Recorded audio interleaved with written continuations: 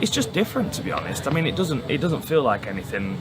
It doesn't feel like anything I've done before regarding like the UFC press conferences and stuff. I mean, they were all, you know, shut you onto a bus, take you to the place, you sit on the stage, you answer a few questions, and then you go. It wasn't as organised as this. I mean, things are now. You know, things have changed a lot more now. Like the press conferences are much bigger things now. But when I was competing, they were quite small by comparison. So this is really cool, and the fact, you know, Marco Antonio Barrera and Ricky Hatton are here. I mean, that's amazing. Just for me as a combat sports fan to be able to sit at a press conference with them. I'd want to be here just to watch if I wasn't fighting on the card, you know. So it's very cool. Very cool. That's awesome. And Diego's managed to turn up. Have you seen him yet? No, I haven't seen him yet. I saw him on his Instagram stories that he was on a flight over. I'm glad he's here. It makes it a bit more real, you know, not only for me and for him, but for everybody else as well. You know, you've got a press conference, it's just me sitting there. There's questions around whether he's actually going to come, but the fact that he's got on a plane and he's come over, I appreciate that. A lot of respect for him, and I know this is going to be a good scrap. So the fact that we get a face-off today and I can get a measure of him. I've worn my low-cut shoes as well, so I'm not too much taller than him. What's your relationship been like with Diego over the years? It's been. I mean, there's not really been a relationship as such. I mean, we've not. Like, I've said a couple of things I think in the past that have pissed him off. You know, just things to the media, like making assessments of his fights that he wasn't particularly happy with, and obviously his choice of training partners and coaches and that kind of thing, particularly coaches. Like, he's been on a few different journeys, Diego has, throughout his combat sports career, and I've been a fan for long enough to have been through all of those journeys. The Diego now seems a lot more calm and more balanced than he has done in many years, which makes me happy for him as an individual, but also as an opponent. You know, I want to make sure that he's in the right state of mind.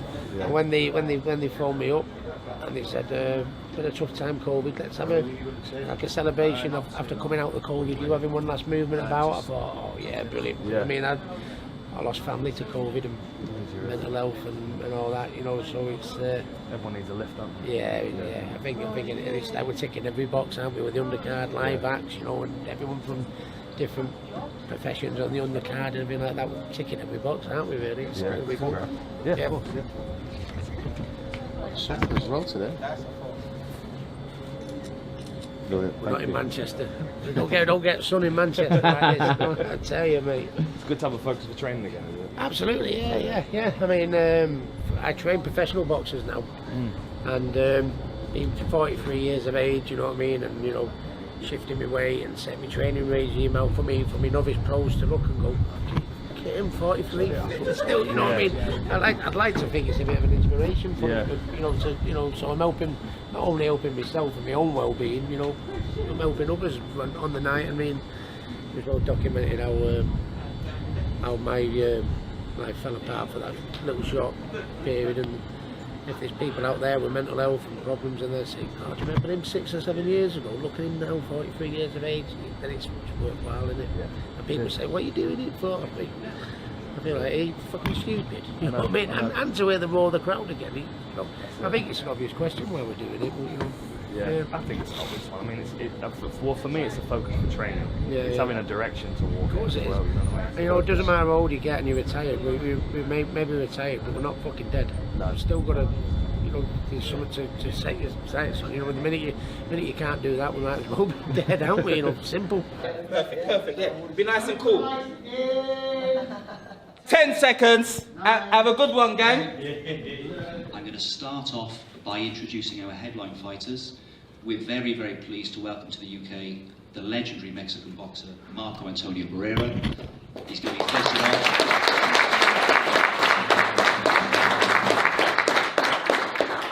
Marco's going to be facing off against someone whose story we've all followed over a number of years, the hitman Ricky Hatton.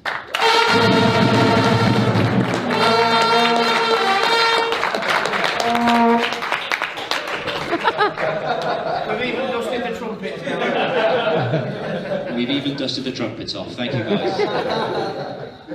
Press conference next to Ricky Hatton, Marco Antonio Barrera.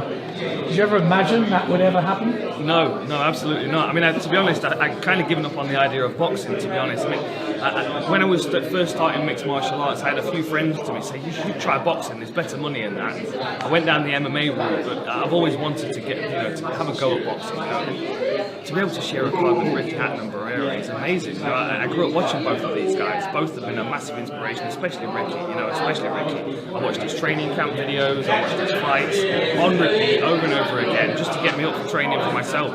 So to be sitting next to him it's just amazing. It really is. And the MEN Arena, the Manchester Arena is going to be unreal. Them Vegas were absolutely awesome. No, it was unbelievable. It was unbelievable, wasn't it? And like even when I got to Vegas, well, not been for a few years, obviously.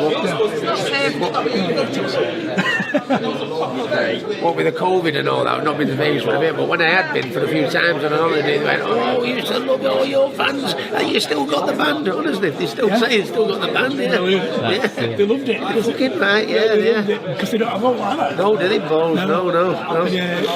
Your mum, you know about your mum?